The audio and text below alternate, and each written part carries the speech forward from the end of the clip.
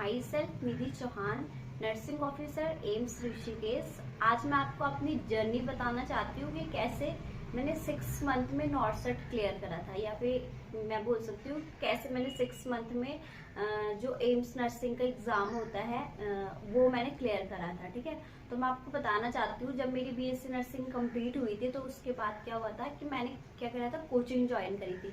बहुत सारे बच्चे ये भी कमेंट कर रहे थे कि आपने ऑफलाइन कोचिंग करी है फिर ऑनलाइन करी है। तो मैं आपको बताना चाह रही हूँ जैसे आपको ठीक लगता है, आप ऑनलाइन भी कर सकते हो ऑफलाइन भी कर सकते हो, लेकिन जो ऑफलाइन कोचिंग होती है वो बेटर होती है एज कम्पेयर टू जो ऑनलाइन कोचिंग होती है। ठीक है, तो मैंने ऑफलाइन कोचिंग करी थी। ऑफलाइन जो कोचिंग करी थी वो मैंने क्या करी थी, नियर बाय जो मेरी सिटी है उसमें करी थी मैंने। आप भी अपने जो नियर बाय जो सेंटर है या फिर कोई भी कोचिंग इंस्टीट्यूट है उससे कर सकते हो। ठीक है, क्योंकि नोट्स का कोई फर्क नहीं होता, नोट्स सब जगह सेम होते हैं, बस आपकी क्या होती है, मेहनत होती है या फिर आपकी कंसिस्टेंसी होती है कि आप कितना स्टडी कितना हार्ड वर्क करते हो। ठीक है, तो उसके बाद जब मैंने कोचिंग करी थी तो उस ड्यूरेशन में मतलब 6 मंथ के ड्यूरेशन में क्या करे थे मैंने स्टडी, जैसे कोचिंग में पढ़ाया जाता था जो नोट्स होते थे मैं उन्हें रिवाइज करती थी घर आकर के। ठीक है, नोट्स रिवाइज करने के बाद क्या करती थी, मैं क्वेश्चन करती थी, मैक्सिमम 250 से 300 क्वेश्चन करती थी पर डे।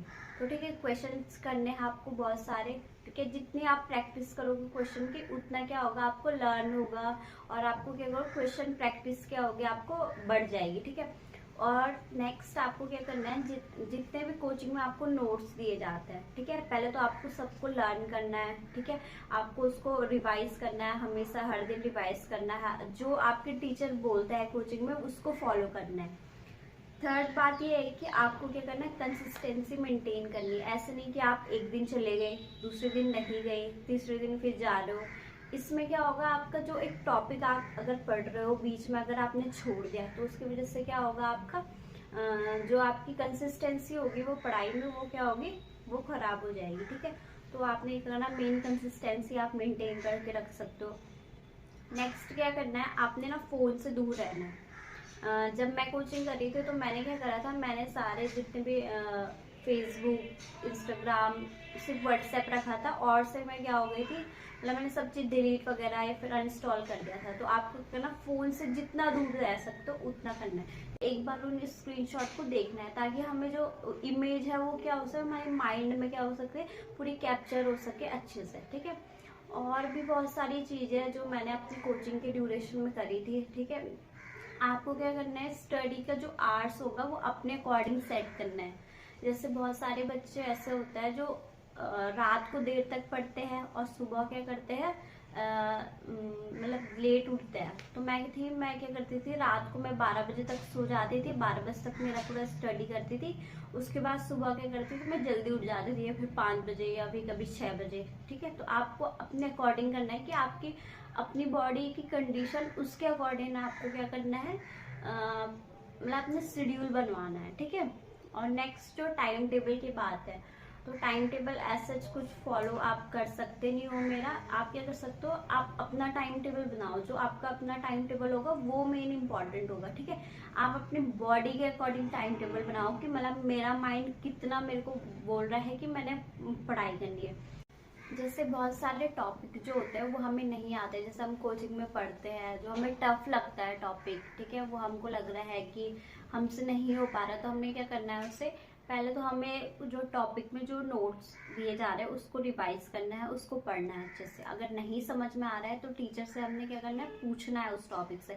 ऐसे नहीं कि एक टॉपिक है, ठीक है, जैसे बायोकेमिस्ट्री के बहुत सारे टॉपिक्स है वो नहीं आ पाते ढंग से, ठीक है, तो हम क्या करते हैं, उसे छोड़ देते। बट आपको नहीं करना, अगर आप एक भी टॉपिक या फिर एक भी कुछ भी किसी भी सब्जेक्ट को अगर छोड़ोगे तो आपको प्रॉब्लम करेगा बाद में, क्योंकि नॉर्थ सेट में क्या होता है, हमारा होल सिलेबस आता है, ऐसा नहीं कि पर्टिकुलर एक टॉपिक आ रहा है या फिर पर्टिकुलर सब्जेक्ट आ रहा है। तो ठीक है, तो आपने क्या करना है, एक भी टॉपिक को छोड़ना नहीं है। जो आपको टफ लग रहा है उसे आपने थोड़ा बहुत करके क्या करना है, धीरे धीरे करके उस पर प्रैक्टिस करके आपको क्या करना है, उसको लर्न करना है।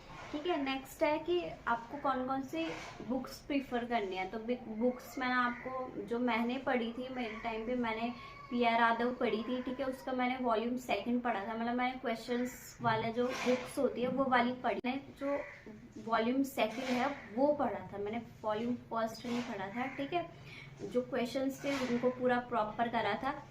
नेक्स्ट मैंने टारगेट हाई पढ़ी थी, थर्ड मैंने सॉन्डर्स पढ़ा था और फिर मॉस भी पढ़ी थी। मैंने सिर्फ 4 बुक पढ़ी थी। आप अपने अकॉर्डिंग, जैसे आपके टीचर्स बोलते हैं उसके अकॉर्डिंग आप क्या कर सकते हो, पढ़ सकते हो, ठीक है। नेक्स्ट मुझे ज़्यादातर कमेंट आते हैं कि जैसे बहुत सारे बच्चे बीएससी फर्स्ट ईयर में है, सेकेंड ईयर में, थर्ड ईयर या फोर्थ ईयर जो स्टूडेंट है, उनके कमेंट आते हैं कि मैम हमने नर्सिंग मतलब एम्स की नॉर्सेट की तैयारी कब से स्टार्ट करनी है, ठीक है।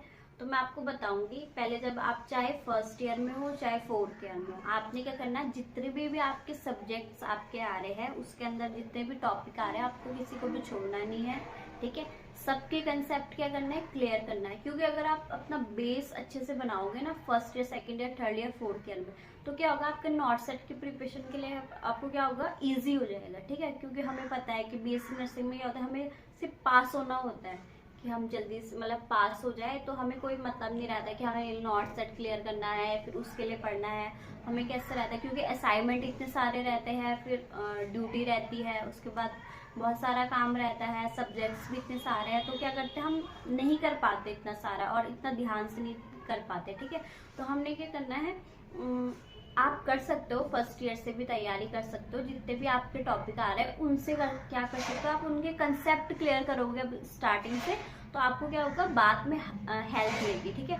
तो मैं अगर अपनी बात करूँ तो मैंने आफ्टर फोर्थ ईयर मैंने क्या करी थी, कोचिंग ज्वाइन करी थी, मतलब उसके बाद ही मैंने तैयारी करी थी, ठीक है। तो उससे पहले मतलब first year, second year, third year, fourth year मैंने कोई से भी ईयर में ऐसे मतलब ऐसे नॉर्सेट को वो करके एम रख के कोई अपनी तैयारी नहीं करी। सेट की प्रिपरेशन के लिए 6 मंथ आई थिंक इनफ होता है, अगर आप प्रॉपर तरीके से अगर आप पढ़ाई करोगे, प्रॉपर आपकी कंसिस्टेंसी रहेगी, या फिर प्रॉपर आप क्या करोगे, हर एक नोट्स को रिवाइज करोगे, क्वेश्चंस करोगे, तो वो इनफ रहेगा, ठीक है।